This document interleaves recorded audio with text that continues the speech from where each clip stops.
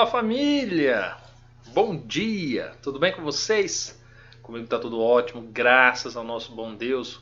Já quero desejar a paz do Senhor, desejar um bom dia para quem está no chat aqui agora, ao vivo na estreia. Quero desejar também um bom dia para quem está assistindo um pouquinho atrasado, boa tarde para você que não conseguiu assistir de manhã, boa noite para você que deixou agora para o seu momento de descanso. Que bom que você está aqui. Hoje nós vamos tratar de um assunto muito importante. E eu já quero começar dizendo para você que é a primeira vez que está passando aqui pelo canal, que se inscreva, faça parte da nossa família. Aqui não é somente um canal do YouTube, não. Aqui nós somos uma família. A família do Manual do Casamento. Agora, você que está aqui pela primeira vez, está vendo essa telinha aqui, não sabe o que é isso? Eu vou explicar para você.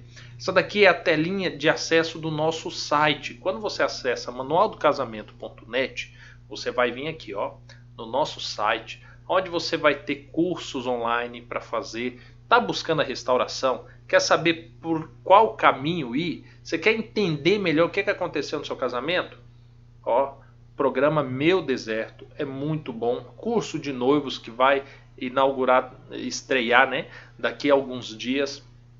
Tem as 30 perguntas mais frequentes para quem está buscando a restauração. Ó, tá aqui também, você pode acessar lá, tudo fundamentado na Bíblia, as respostas. Se separou, houve um adultério, você não sabe o que está por acontecer na sua vida, você quer entender os seus sentimentos? Aqui, ó, baixa esse e-book, Quando a Porta se Fecha, é gratuito o download, só clicar ali rapidinho. Quer entender as fases da restauração?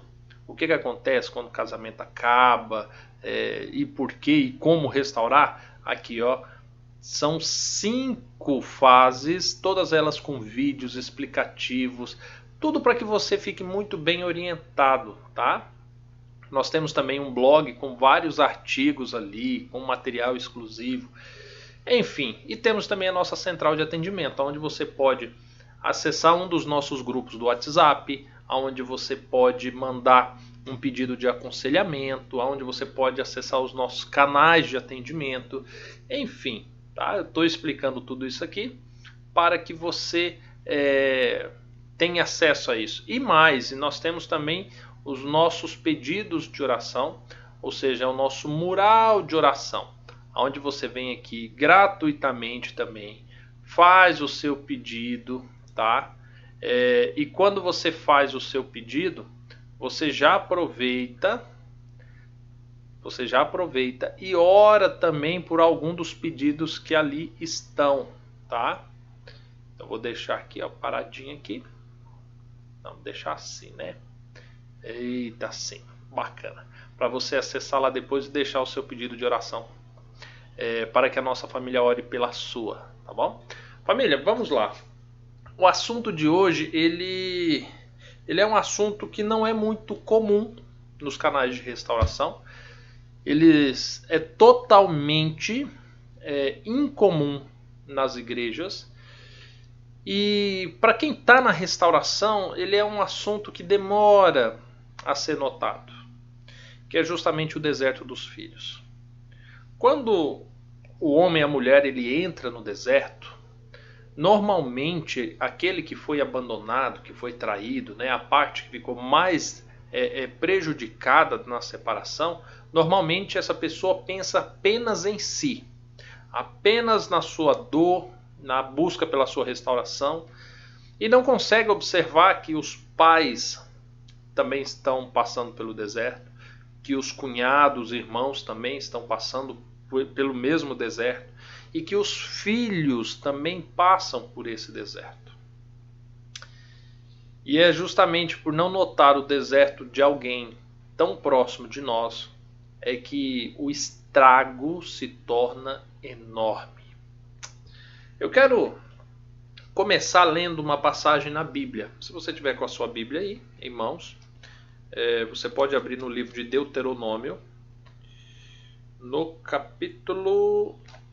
Opa, passei aqui.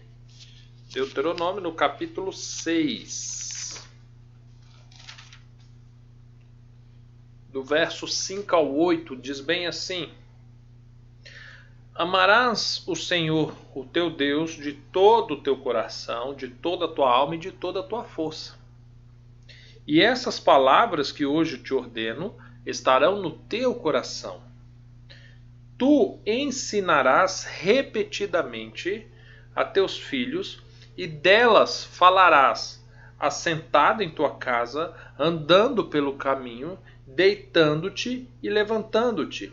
Também as atarás na tua mão por sinal, e te serão por faixa na tua testa, e as escreverás nos batentes da porta da tua casa. A palavra do Senhor diz que aquele que o aceita, aquele que deseja ser herdeiro de suas promessas, aqueles que desejam um dia adentrar a Canaã celestial, eles precisam pegar as palavras ditas aqui por Moisés, de amar ao seu Deus de todo o teu coração, de toda a tua alma, de todo o teu entendimento, obedecer os teus mandamentos, os seus princípios, os teus valores. E mais do que isso, existe a responsabilidade de atar todos esses princípios nos batentes da tua porta. Ou seja, a tua família precisa ser uma pregação daquilo que você crê. Aqui é dito que você deve e tem a responsabilidade de ensinar isso aos teus filhos. Mas como que eu ensino? Aqui diz, você vai ensinar falando, andando pelo caminho, deitando, levantando, diariamente, continuamente, você vai estar ensinando esses princípios e esses valores a teus filhos. O pai e a mãe, o marido e a mulher, quando se casam e têm filhos e são cristãos e são supostamente tementes a Deus, eles têm a obrigação de ensinar esses princípios. Mas não é ensinar simplesmente falando. Não é ensinar simplesmente levando-os à igreja. Não é simplesmente ensinar fazendo cultos matinais e na hora de dormir. Não. Mas é ensinar andando pelo caminho, ou seja, com a sua própria vida. É ensinar atando nos umbrais das portas, ou seja, são princípios instituídos dentro da família. É ensinar falando quando se deita, quando se levanta, em todos os momentos. Essa é uma responsabilidade dos pais. Por que eu comecei esse assunto do deserto dos filhos com essa passagem, com esse princípio? Porque a partir do momento em que agora você e seu marido, ou você e sua esposa, decidiram, ou não foi algo voluntário nem espontâneo, né? Mas foi arbitrado por uma das partes, mas se separaram, a partir desse momento vocês agora deixaram de cumprir esse princípio. E eu quero aqui fazer uma lista do que acontece com os filhos quando ocorre uma separação. Primeira coisa que eu posso destacar para você é que esse princípio de se estabelecer uma família, de ensinar esses princípios morais eternos referentes a Deus, eles deixam de ser cumpridos. E o que isso vai acarretar na vida do teu filho, da tua filha, que está passando por esse deserto? Vamos começar a lista? Primeira coisa, a perca da referência familiar. O que seria perder a referência familiar? Nós precisamos entender que uma criança, um filho, na cabeça dele existe duas palavras que são ligadas à família dele. Essas duas palavras são nunca e sempre. Só que como é que funciona a colocação dessas palavras? O nunca é associado a minha família nunca me abandonará. A minha família nunca me desamparará. A minha família nunca irá se desfazer. E na cabeça de qualquer criança, não importa a idade, esta é a referência que ela tem. O sempre é relacionado normalmente a meu pai e minha mãe sempre estarão juntos. Meu pai e minha mãe sempre estarão aqui. Meu pai e minha mãe, eu sempre poderei contar com eles.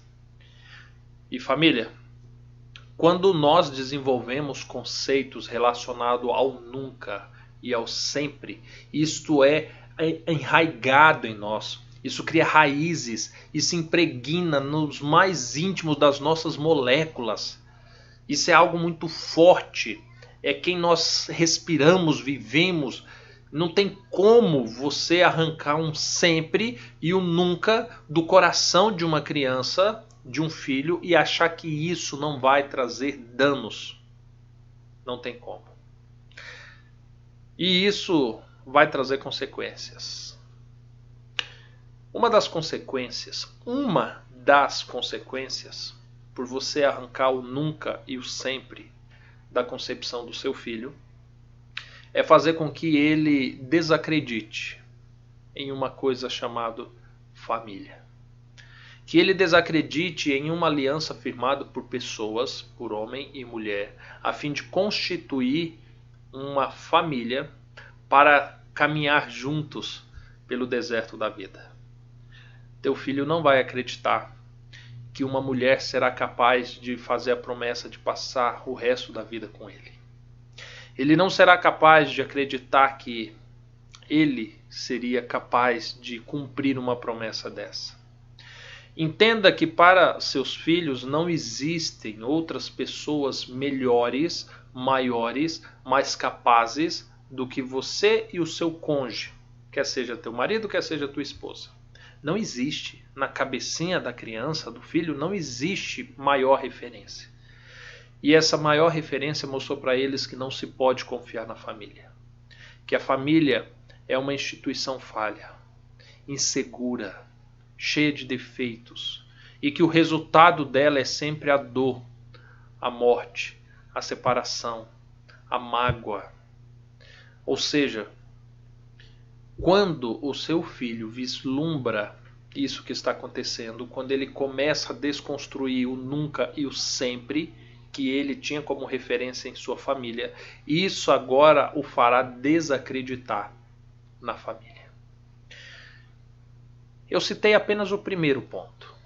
Mas antes de você se preocupar e dizer assim, Diego, eu estou aterrorizada porque você só falou o primeiro ponto. Então significa que esta é a sentença para a vida do meu filho? Não necessariamente. Deus é capaz de mudar todas as histórias e todas as equações. É possível que teu filho caminhe por desertos totalmente diferentes, ou que saia desse deserto de uma maneira diferente. Mas aqui eu estou citando uma regra. Existem sim as suas exceções.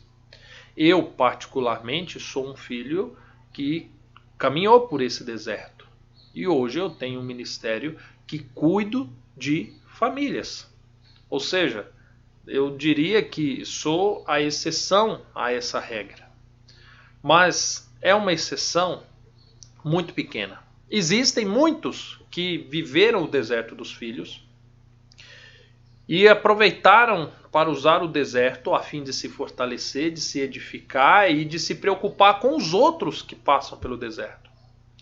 Mas tem muitos filhos que ficam pelo deserto, que morrem no deserto. Outra consequência da separação é a insegurança com o futuro. Presta atenção. Teu filho ou tua filha, teus filhos, eles acreditavam que a família era algo que poderia chover, poderia ser despejado, poderia sofrer um acidente, poderia acontecer o que fosse.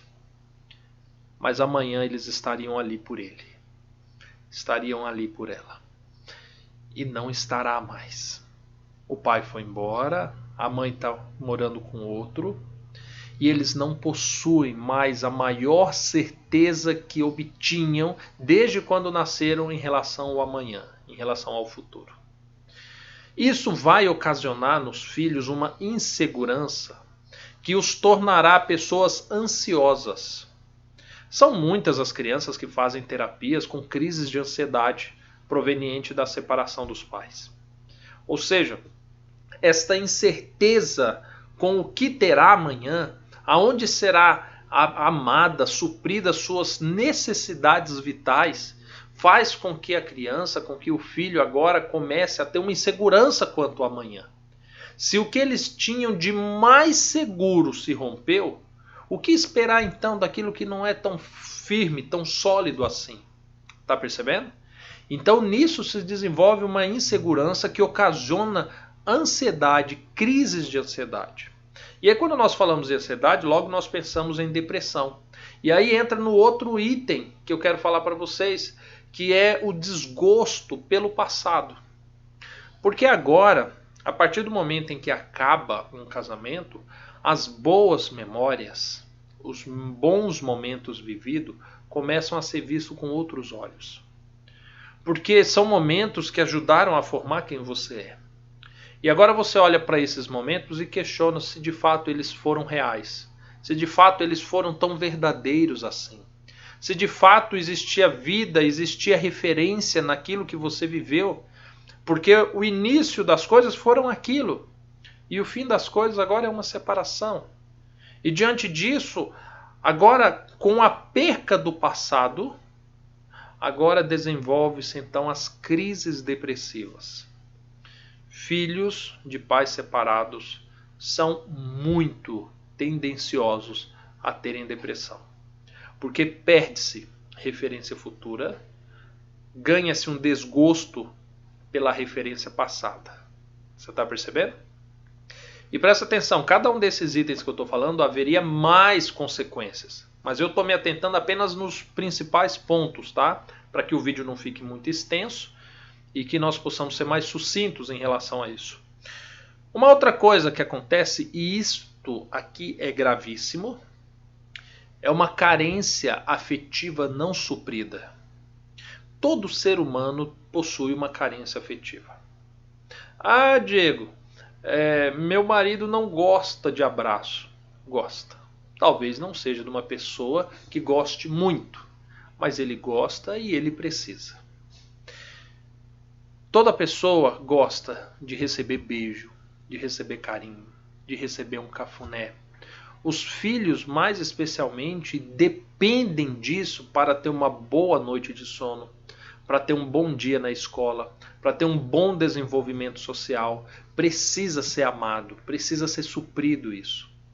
E agora nós estamos falando de uma pessoa que perde esta carência, que perde essa afetividade. Primeiro porque um dos pais foi embora. Então já não vai possuir aquele carinho daquele ser insubstituível, porque ele foi embora.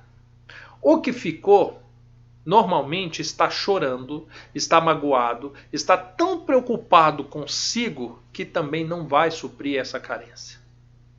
E agora nós temos uma criança, um filho, que se desenvolve com uma carência não suprida.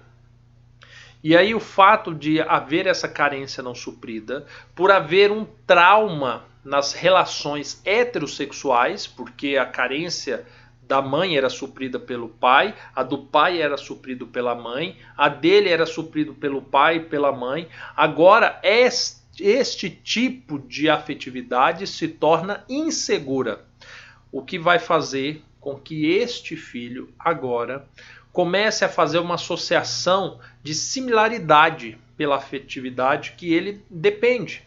O que vai fazer com que, se for mulher, ela sinta muito mais natural, muito mais seguro uma afetividade que seja homossexual, ou seja, que seja de alguém do mesmo sexo.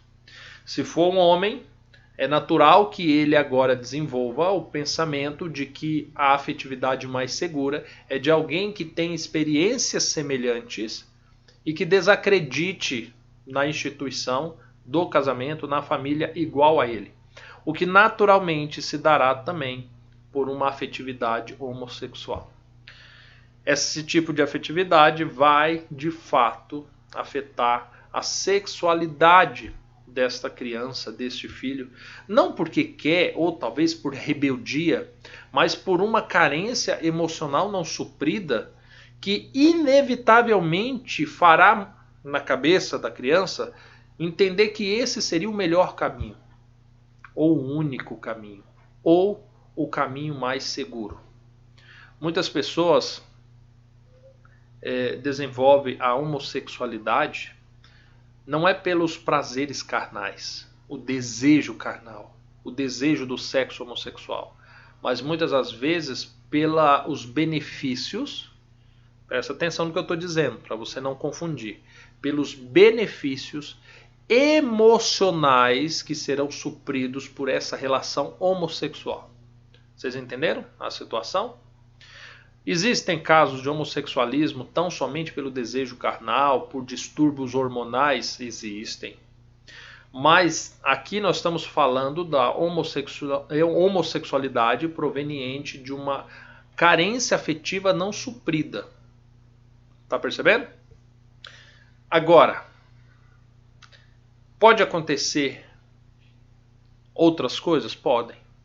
Agora nós temos a prostituição. Mas espera aí. Quando eu falo em prostituição, desconstrua aquela imagem de uma mulher de biquíni na avenida principal da tua cidade às 11 horas da noite. Não é isso que eu estou falando. A Bíblia chama de prostituição o sexo realizado sem o compromisso de um matrimônio, quando o filho, ou melhor, a filha, habita dentro da casa dos pais ainda. Então agora nós estamos falando de jovens que vão se envolver emocionalmente de uma maneira tão intensa, quando isso acontecer heterossexualmente, que não irão se privar do relacionamento sexual. Ou seja, é uma busca por um prazer, por uma aceitação tão grande, que o sexo acaba se tornando o melhor caminho para se obter isso. Ou seja, agora nós estamos falando de filhos que tendem a ter relações sexuais antes do casamento. É porque não querem fazer depois do casamento? É porque estão preocupados? Não, é simplesmente porque não acreditam no casamento. Acreditam no prazer que o sexo oferece e da maneira que vai suprir um déficit de afetividade. E então, agora, poderão se envolver sexualmente, porque o ápice do prazer sexual há de suprir, pelo menos um pouco, a dor que a carência afetiva lhe trouxe por toda a vida. Você está percebendo? Ou seja, a perca dessa afetividade vai conduzir o seu filho ou para um extremo ou para outro extremo. Volto a frisar que nós estamos falando aqui de regras. Na maioria dos casos, estatisticamente falando, nós estamos falando de números de 95 a 98% dos casos caminham por esses passos. Existem sim exceções e é possível sim minimizar esses danos. E nós vamos ver isso mais adiante, tá bom? Esse daqui é delicado. Mágoa profunda e culpabilidade. A separação de pai e mãe traz isso nos filhos. Agora aqui é interessante porque, dependendo da forma com que ocorreu a separação, o filho ele pode se sentir o causador da separação. Porque existem muitos pais que no momento da raiva, no momento de uma discussão, é capaz de dizer assim: olha, nosso filho foi um erro. Nosso filho não foi planejado. Olha, desde quando nosso filho nasceu. Está percebendo? Ou dizendo, você só se preocupa com o nosso filho. São frases que faz com que a criança pense assim: poxa, a culpa é minha. Existe uma análise que é feita e agora essa culpa é transferida para o pai ou para a mãe. E na cabeça da criança ele diz: a culpa é do meu pai, a culpa é da minha mãe. Não importa o entendimento da criança em perceber que em um casamento que se acaba, ambos possuem responsabilidade. A criança não consegue discernir que em qualquer relacionamento neste mundo existe a influência pecaminosa Existem tentações, existem provações, existe uma guerra espiritual e mesmo diante de tudo isso, um casamento ainda pode acabar. Mas agora essa criança imatura ainda, inocente para a vida, agora ela culpa alguém. O casamento era bom, a família era boa, a família acabou. Alguém é culpado por isso. É o marido que foi embora? É o pai que foi embora? Foi a mãe que mandou o pai embora? Ou será que foi o filho que trouxe um transtorno para a rotina familiar? Lidar com essa mágoa e com essa culpa ocasiona agora eu já não citei mas eu citei 3 situações. A primeira situação é o vício. Essa pessoa ela precisa lidar com a culpa. E a forma mais intuitiva que o ser humano usa para lidar com a culpa é a compensação. Diante da dor, da vergonha, eu preciso fazer algo que não me faça meditar nisso. Então agora é natural que eu me engaje em vícios, quer seja uma pessoa viciada no trabalho, quer trabalhar das 5 da manhã às 10, 11 horas da noite, sabe? Viciado. Eu quero trabalhar, tem que estar com a cabeça ocupada.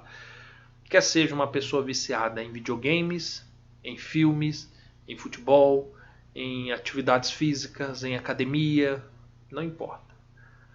Agora aqui eu já não estou falando de um hábito saudável que você tenha, mas eu estou falando de uma busca incessante de um hábito saudável, ainda que seja, para suprir ou para ignorar uma culpa que a pessoa lida. Isso acarreta dependência química, porque muitas das vezes tão somente o ato de você se ocupar para suprimir essa culpa não é o suficiente.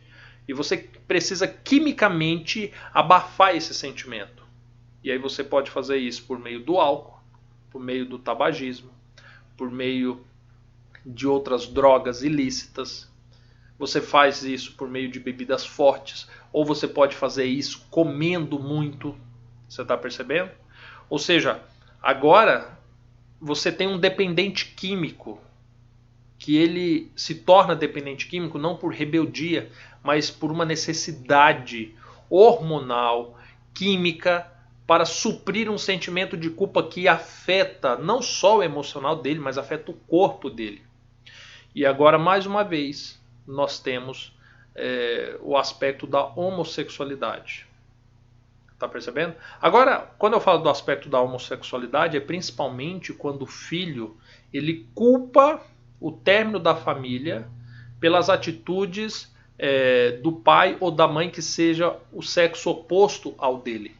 Por exemplo, uma filha que via o pai bater na mãe, agredir a mãe, gritar com a mãe, ou bater nela, ou abusar dela, esta filha ela vai desenvolver um mecanismo de defesa tão aguçado que ela vai acreditar que todo e qualquer homem faria isso com ela. E aí, voltando àquele princípio da carência afetiva não suprida, agora ela vai achar segurança em alguém que sente a dor dela, que é vulnerável igual a ela, e aí, naturalmente, vai optar então por um relacionamento homossexual. Quer seja agora por ter segurança na sexualidade, quer seja por essa questão emocional, por não conseguir lidar com a culpa, não conseguir confiar no sexo oposto, pelo dano causado pelo marido, né? Ou pelo pai ou pela mãe. E isso se dá também no sexo oposto. Tá? O homem que se torna super protetor da mãe, porque o pai foi embora, e agora cuida da mãe e tudo, e aí ele desenvolve um sentimento de zelo tão grande, acreditando que o sexo oposto é tão frágil, e ele em si não tem tanta segurança que ele vai encontrar também na homossexualidade um respaldo, uma base para que ele tenha um equilíbrio emocional. Quando eu falo a respeito disso, se porventura é a primeira vez que você está ouvindo esse assunto, talvez você olhe e ache que seja um absurdo. Mas eu peço para você, que é pai, mãe, que o filho está no deserto já há alguns anos e que você está vendo esses sintomas acontecendo na vida do seu filho, eu peço por gentileza, relate o seu caso aqui, do seu filho, da sua filha, aqui no chat ou nos comentários. Coloque. Porque há pais que ainda não abriram os olhos para isso. E eu preciso agora da sua ajuda. Eu preciso que você testemunhe aqui e fale, olha, realmente o meu filho, ele sentiu isso, ele desenvolveu isso, meu filho está com esse comportamento, sabe? Para que os pais que olham e pensam assim, não, são crianças, sabe? Eles aprendem, para que eles olhem e vejam o que vai levar a essa separação. Família, existe uma outra coisa que ocorre, que é um sentimento de impossibilidade de resolução de problema. O que seria isso? Os filhos são incapazes de resolver o problema dos seus pais. Os filhos não são capazes de fazer o pai voltar, não são capazes de fazer com que a mãe abandone o adultério. Os filhos não são capazes de reunir a sua família, de apagar as mágoas, de fazer com que o perdão se desenvolva entre pai e mãe. Eles são, infelizmente, incapazes de fazer isso. E esse sentimento de impossibilidade de resolver esse problema vai acarretar algumas coisas na vida dele, nas perspectivas deles de vida. Por exemplo, como você está lidando com uma situação, um problema, que não foi nem você que escolheu, você caiu naquele problema, né? Eu estou falando para você, filho, agora. Você caiu naquele problema, você simplesmente um dia acordou e seu pai foi embora, sua mãe foi embora, e você estava ali. O problema chegou até você, te afetou, mas você não pode fazer nada para mudar isso. O que isso vai acarretar na sua vida? Primeira coisa, insegurança. O filho, quando percebe a sua impossibilidade de resolver o maior problema de sua vida, ele se torna uma pessoa insegura. Peraí, se eu não sou capaz de resolver um problema da minha família, eu vou ser capaz de resolver qual problema? E agora tende a ser uma pessoa insegura. Uma pessoa que precisa da aprovação dos outros, que precisa estar sempre sendo elogiado, sabe? Mostrando que sim, está no caminho certo, está fazendo as coisas certas. Ou seja, se torna uma pessoa insegura e se torna uma pessoa com baixa autoestima. Baixa autoestima. Porque acredita que, no fundo, ele não é tão capaz assim de qualquer coisa. Tá percebendo? Penúltima característica que eu vou citar. A perca da referência espiritual. Lembra o verso que lemos em Deuteronômio 6? Se perdeu tudo. Agora, essa criança, esse filho, ele se torna incrédulo a todas as promessas que ele ouvia o pastor dizendo na igreja, quando ele estava sentado do lado do pai e da mãe. Agora ele começa a desenvolver dúvidas. Por que Deus fez isso? Por que Deus destruiu a minha família? Por que Deus não respondeu ou não ouviu a oração da minha mãe? Por que Deus está deixando meu pai passar por isso? Nós não éramos certinhos, nós não fazíamos tudo conforme Deus pediu, e é esta a recompensa que Deus dá. Agora essa criança começa a se tornar incrédula, e ela começa a ter dúvidas, e sabe o que é o pior disso tudo? Só isso daqui já é muito ruim. Mas existe uma coisa ainda pior. Dependendo da forma com que o pai esteja se portando na separação, o filho vai desenvolver uma visão distorcida acerca de Deus na condição de pai. Sabe por quê? Porque a Bíblia ensina para que nós didaticamente aprendamos com maior segurança a figura de Deus na condição de um pai. Então, para quem é pai, ele vai aprender a ser um bom pai quando ele olhar para Deus e entender o que Deus faz por ele para que ele faça pelo seu filho. Um filho vai entender quem é Deus quando ele olhar para o seu pai e vê a maneira com que o seu pai age, o seu pai cuida, o seu pai zela, o seu pai disciplina. A partir do momento em que a visão de pai agora está totalmente manchado, agora o filho vê o pai como alguém egoísta, alguém que adultera, alguém que abandona, alguém que trai, alguém que se afunda nos seus próprios prazeres. Como é que ele vai desenvolver a visão de um Deus na condição de um pai amoroso, carinhoso, misericordioso, se o único pai que esta criança tem por referência é totalmente o oposto disso? E aqui mora o maior perigo. O maior perigo. Agora eu quero terminar falando a respeito de Êxodo 20, verso 5, que diz assim: agora é Deus se posicionando em relação a tudo isso. E Deus fala assim: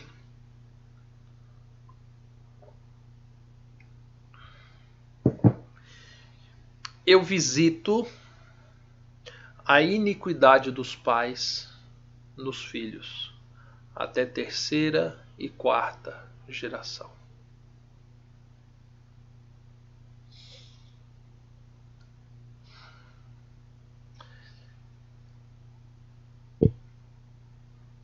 Nesse momento, a gente percebe o quanto é destrutivo uma separação. Porque agora nós estamos falando praticamente de uma maldição que recai sobre os filhos. Que é Deus olhando a iniquidade dos pais, em cada um buscando o seu próprio interesse, não preocupado com a reputação da família, não preocupado com o nome de Cristo que essa família pregava, não preocupado com a formação de uma sociedade piedosa, não preocupada com o compromisso que eles fizeram de ficar juntos, tão apenas preocupado com seus próprios prazeres. Que Deus olha para essa iniquidade e vai visitar naquilo que eles têm de melhor. Se você parar para pensar, em um determinado momento você pode pensar assim: Diego, eu não acredito nisso. Essa parte da Bíblia eu não acredito. Eu não acredito que Deus seria capaz de visitar a minha iniquidade, a iniquidade minha do meu esposo, nos meus filhos. A palavra do Senhor diz que os filhos são presentes de Deus. A palavra do Senhor diz que você tinha a obrigação de cuidar e educar seus filhos. Deus te deu os filhos. E você menosprezou isso. Você desprezou isso. Ou seu marido desprezou isso. Hoje eu consigo enxergar como praticamente natural Deus visitar a iniquidade dos pais nos filhos, como uma forma dos pais perceberem que Deus é Deus, que casamento é algo sério. Deste modo, nós entendemos que os filhos acabam sendo visitados por Deus como que naturalmente. Eu citei várias características psicológicas, sociais, emocionais que uma criança passa, que um filho passa proveniente da separação.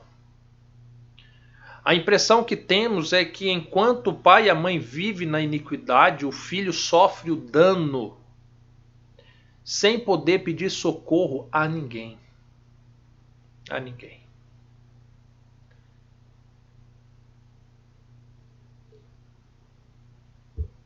Eu imagino que talvez tenha pais e mães chorando nesse momento. Parece que você começou a sua quinta-feira sob uma perspectiva e de repente o seu mundo está desabando agora. Porque você viu que o seu deserto não trata só de você e do seu marido.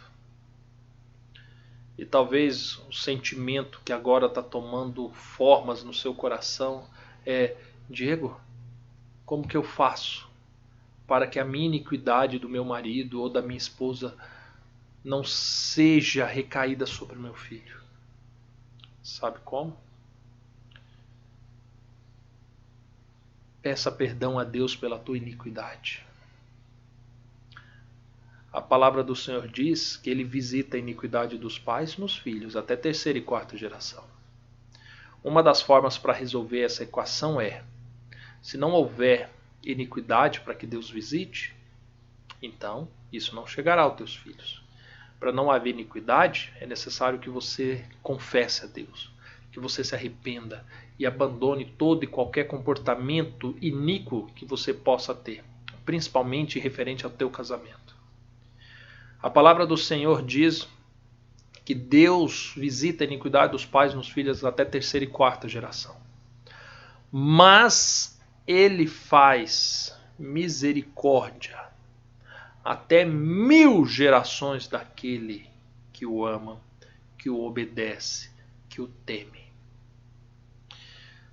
Da mesma forma que Deus o adverte, te sacode hoje, para que você enxergue a dimensão do estrago que essa separação está causando, e principalmente na vida do teu filho, que é o assunto de hoje tratado, Deus também complementa dizendo assim que Ele pode trazer uma cura, um bálsamo muito maior do que a iniquidade que Ele trará. Muito maior. Desde que este problema da iniquidade seja resolvido. Desde que os seus pecados sejam confessados ao Senhor. Desde que agora você pare de preocupar com o teu sentimento. Pare de preocupar com, ai, eu fui abandonado, ai, eu fui abandonada, ai, eu estou tão triste. Não, para com isso. Deus está te dando vida. Deus está te dando saúde. Deus está te dando oportunidades. Deus te deu filhos.